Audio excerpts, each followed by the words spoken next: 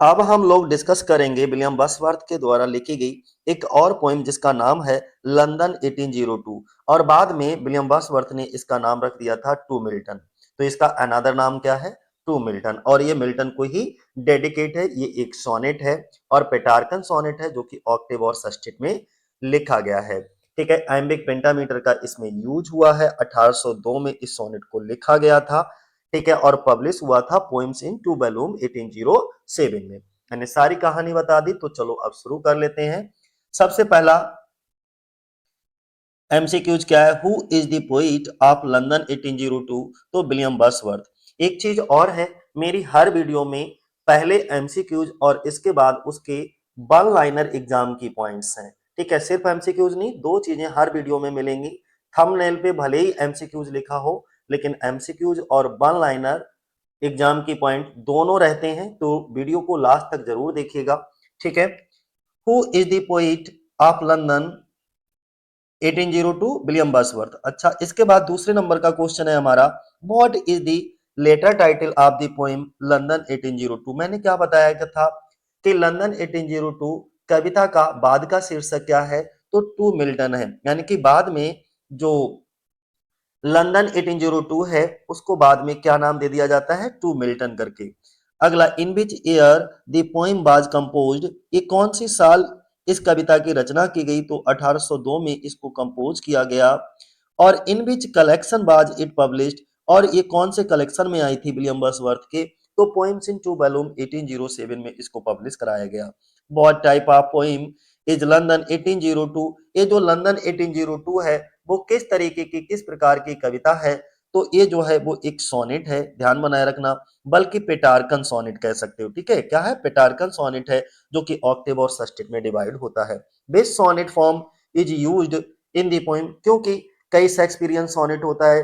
ठीक है, पेटार्कन सोनेट होता है, मिल्टॉनिक सोनेट होता है, इंग्लिश सोनेट होता है। तो इस तरीके से कौन किस प्रकार का ये सोनेट है, किस तरीके के सोनेट का यूज किया गया? तो पेटार्कन सोनेट, ध्यान बनाए रखना। और पेटार्कन सोनेट जो डिवाइड होता है वो ऑक्टेव और सेस्टेट में होता है। ऑक्टेव में 8 लाइनें होती हैं और सेस्टेट में 6 लाइनें होती हैं। What is the rhyme scheme of the Octave? हमने कहा 8 लाइनें होती हैं, तो अब्बा अब्बा, ए बी बी ए, फिर ए बी बी ए। ठीक है, ये किसकी है? ऑक्टेव की राइम स्कीम है। अच्छा, जो सेस्टेट की राइम स्कीम होती है वो बदलती रहती है, कहीं सी डी ई होती है। ठीक है, तो लेकिन इस वाले की जो राइम स्कीम है वो सी डी, फिर डी ई, फिर सी ई, इस तरीके से राइम स्कीम है, यानी कि सी डबल डी ई सी ई। ठीक है, ध्यान बनाए रखना।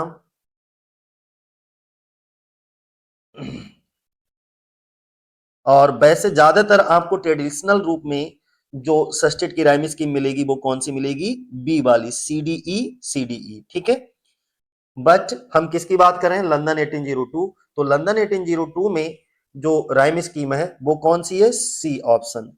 ठीक, अगला, which metre is used in the poem? इस पोएम के अंदर किस तरीके के मीटर का इस्तेमाल किया गया है? तो आइम्बिक पेंटामीटर का यूज किया गया है। अगला क्वेश्चन है, to whom the poem is the poem addressed? Most important है, ये जो पोएम है वो किसको एड्रेस की गई है? तो जॉन मिल्टन के लिए इस पोएम को। 11 नंबर पे अगर हम बात करते हैं, what does Milton symbolise in the poem? Milton, sorry, कविता में मिल्टन किसका प्रतीक है? तो कविता में मिल्टन जो है वो लॉफ्टी आइडियल्स का, लॉफ्टी आइडियल्स, लॉफ्टी उच्च आदर्श का प्रतीक है, ध्यान बनाए रखना। अगला 12 नंबर का देखो, बोला गया, what does William Wordsworth feel about Milton? Milton के बारे में विलियम वर्ड्सवर्थ कैसा महसूस करते हैं? तो he should be alive in this time, यानी कि उसे इस समय जीवित होना चाहिए, वो ऐसा महसूस करते हैं। अगला 13 नंबर का क्वेश्चन क्या है? What has been lost in people according to the poet? कवि के अनुसार लोगों में क्या खो गया है? तो कवि के अनुसार लोगों में क्या खो गया है? इनवर्ड हैप्पीनेस जो है वो खो गई है। इनवर्ड हैप्पीनेस का मतलब आंतरिक खुशी। तो बातें समझ आ गई होंगी। कवि के अनुसार लोगों में आंतरिक खुशी जो है वो बिल्कुल भी नहीं रही, खो गई है। 14 नंबर का क्वेश्चन देखो क्या है। 14 नंबर पे बात करें तो which qualities are missing in the poem? लोगों में किन गुणों की कमी है? तो लोगों के अंदर फ्रीडम और वर्चू की कमी दिखाई गई है, सी ऑप्शन हो जाएगा। स्वतंत्रता और सदाचार। 15 नंबर का क्वेश्चन क्या है, बोला गया है व्हाट रिमेन्स इन पीपल, यानी कि लोगों में क्या बचा है। तो लोगों में सेल्फिशनेस अभी भी सेल्फिशनेस का मतलब होता है स्वार्थ, यानी कि स्वार्थपन की भावना अभी भी रह गई है। England is compare to, England की तुलना किससे की गई है, तो इंग्लैंड की तुलना एक दलदली जमीन होती है, ठीक है, या ठहरा हुआ पानी का दलदल ऐसे कह सकते हो, स्टैग्नेंट वाटर होता है, उससे की गई है। A marshy land fen of stagnant waters. अगला क्वेश्चन है हमारा what does the poet want Milton to do, कवि मिल्टन से क्या करवाना चाहते हैं, तो वो रिफॉर्म द पीपल, यानी कि लोगों में सुधार लाना चाहते हैं। तो विलियम वर्ड्सवर्थ मिल्टन से कहते हैं कि अगर आप यहां पर होते तो लोगों में सुधार होता। 18 नंबर का क्वेश्चन है what quality can Milton give to people, Milton लोगों को कौन से गुण दे सकते हैं। तो देखो अगर मिल्टन यहाँ पर जीवित होते तो लोगों को वो कौन कौन सी क्वालिटीज दे सकते थे, जैसे वो उनको मैनर सिखा सकते थे, वर्चू सिखा सकते थे, फ्रीडम एंड पावर, शिष्टाचार, सदाचार, स्वतंत्रता, शक्ति, ये सभी क्वालिटीज जो हैं वो मिल्टन लोगों को दे सकते थे, ऐसा मानना था विलियम वर्ड्सवर्थ का। अगला Milton soul is compare to, Milton की सोल किससे कंपेयर की गई है, तो अ स्टार, एक स्टार से, एक तारे से इस उनकी तुलना की गई है। अगला क्वेश्चन है how is Milton's voice describe, Milton की आवाज का वर्णन कैसे किया गया है, तो आवाज का वर्णन powerful like a trumpet, C option हो जाएगा हमारा। एक ट्रम्पेट एक तरीके का बजाने वाला होता है, तो ट्रम्पेट की तरह शक्तिशाली। 21 नंबर का क्वेश्चन देखो क्या है what does the poet finally conclude, यानी कि अंत, जो कवि होता है वो अंत में क्या निष्कर्ष निकालता है, तो Milton should return to uplift society, C option हो जाएगा हमारा। अपलिफ्ट सोसाइटी का मतलब होता है समाज को ऊपर उठाने के लिए मिल्टन को वापस आना चाहिए, मिल्टन शुड रिटर्न। अगला 22 नंबर का क्वेश्चन है हमारा what is the main theme of the poem, इस कविता का मुख्य विषय क्या है, तो इस कविता का मुख्य विषय है moral decline and need for reform, नैतिक पतन और सुधार की आवश्यकता। 23 नंबर का क्वेश्चन देखो, अगर हम 23 नंबर के क्वेश्चन की बात करते हैं the poem is a tribute to, ये कविता किसे समर्पित है, तो जॉन मिल्टन को ये कविता जो है वो समर्पित है। अगला बोला गया है the original title of the poem is, इस पोएम का ओरिजिनल टाइटल क्या है, तो टू लंदन 1802, और बाद में इसे क्या कर दिया जाता है जब ये जॉन मिल्टन के लिए डेडिकेट होती है तो टू मिल्टन हो जाता है इसका। ठीक है, तो दोनों टाइटल ध्यान बनाए रखना है। अब हम लोग डिस्कस करेंगे इसके कुछ वन लाइनर एमसीक्यूज को। ठीक है, शुरुआत कर लेते हैं हम। सबसे पहला वन लाइनर एमसीक्यूज क्या है, देखो लंदन 1802 इज अ सोनेट, बल्कि एक पेटार्कन सोनेट है, किसके द्वारा लिखा गया, विलियम वर्ड्सवर्थ के द्वारा। अगला दूसरा पॉइंट है द पोएम वाज कंपोज्ड इन 1802, ये जो पोएम है वो 1802 में लिखी गई, लेकिन इसको पब्लिश कराया गया था पोएम्स इन टू वॉल्यूम्स 1807 में। जब विलियम वर्ड्सवर्थ का एक पोएट्री कलेक्शन आता है पोएम्स इन टू वॉल्यूम करके 1807 में, उसमें इस पोएम को पब्लिश कराया गया।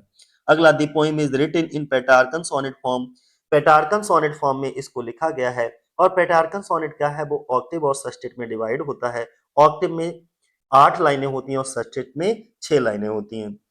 इसमें इस पोएम के अंदर आइम्बिक पेंटामीटर का यूज हुआ है। अच्छा, ये पोएम भी ऑक्टेव और सस्टेट में डिवाइड है, तो जो ऑक्टेव है उसकी राइम स्कीम क्या है, ए बी बी ए फिर ए बी फिर बी ए। इसके बाद सस्टेट की राइम स्कीम थोड़ी डिफरेंट डिफरेंट होती है, सी डबल डी ई सी ई, इस तरीके से। अगला 8वें नंबर का क्वेश्चन देखो क्या है, the poem is address to John Milton, William Wordsworth ने ये पोएम जॉन मिल्टन के लिए एड्रेस की है। Wordsworth invokes Milton as a symbol of lofty ideals, जो मिल्टन होते हैं वो इन्वोक करते हैं, सॉरी विलियम वर्ड्सवर्थ जो है वो इन्वोक्स करते हैं, मतलब ये है विलियम वर्ड्सवर्थ मिल्टन को उच्च आदर्शों के प्रतीक के रूप में प्रस्तुत करते हैं। 10 नंबर का point the poet wishes Milton were alive at this time, कवि चाहता है कि मिल्टन उसके समय में जीवित होते। People have lost inward happiness, लोगों ने इनवर्ड हैप्पीनेस आंतरिक खुशी खो दी है। 12 नंबर का point, love love of freedom and virtue है डिसअपियर्ड, बोला गया है कि स्वतंत्रता और सद्गुण यानी कि वर्च्यू, प्यार, ये सब लोगों के प्रति जो प्रेम था वो सब समाप्त हो गया। हम सीधे शब्दों में कहें, स्वतंत्रता और सद्गुण के प्रति प्रेम जो है वो समाप्त हो गया। 13 नंबर का, सेल्फिशनेस डोमिनेट सोसाइटी, समाज में स्वार्थ का प्रभुत्व हो गया है। सेल्फिशनेस हर जगह, सेल्फिशनेस सेल्फिशनेस ही व्याप्त है। 14 नंबर का क्वेश्चन है, इंग्लैंड की तुलना एक ठहरे हुए दलदल यानी कि स्टैग्नेंट वाटर यानी कि मार्स या फैन से की गई है। England is compare to a stagnant fen, ठहरा हुआ पानी नहीं होता, सड़ा हुआ दलदल। अगला, the poet appeals to Milton to reform society, बोला गया है कवि विलियम वर्ड्सवर्थ मिल्टन से समाज को सुधारने की अपील करते हैं। 16 नंबर का पॉइंट है, Milton can restore manner virtue freedom and power, Milton शिष्टाचार सद्गुण स्वतंत्रता और शक्ति को पुनः स्थापित कर सकते हैं। 17 नंबर का है, Milton soul is compare to a star, Milton की आत्मा की तुलना एक तारे से की गई है। 18 नंबर का पॉइंट है, Milton is described as unique and unequalled, Milton को अद्वितीय, यूनिक और अतुलनीय, इनइक्वल्ड, माफ करना, अनइक्वल्ड लिखा है। अनइक्वल्ड का मतलब होता है जिससे किसी की तुलना ना की जा सके, तो मिल्टन को यूनिक और अनइक्वल्ड बताया गया है। अगला 19 नंबर का, his voice is as powerful as trumpet, उसकी आवाज एकदम ट्रम्पेट के समान पावरफुल है, शक्तिशाली है। 20 नंबर पे, the poem is a tribute to Milton, यह कविता मिल्टन के प्रति एक श्रद्धांजलि यानी कि ट्रिब्यूट है।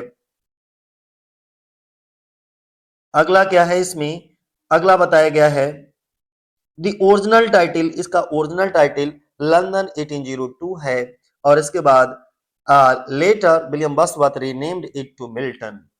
तो समझ आ गया होगा इस कविता का मूल शीर्षक टू लंदन 1802 लिखा गया, लेकिन बाद में विलियम वर्ड्सवर्थ ने इसका नाम बदल करके टू मिल्टन रख दिया। अब हम लोग डिस्कस करते हैं अगली पॉइंट।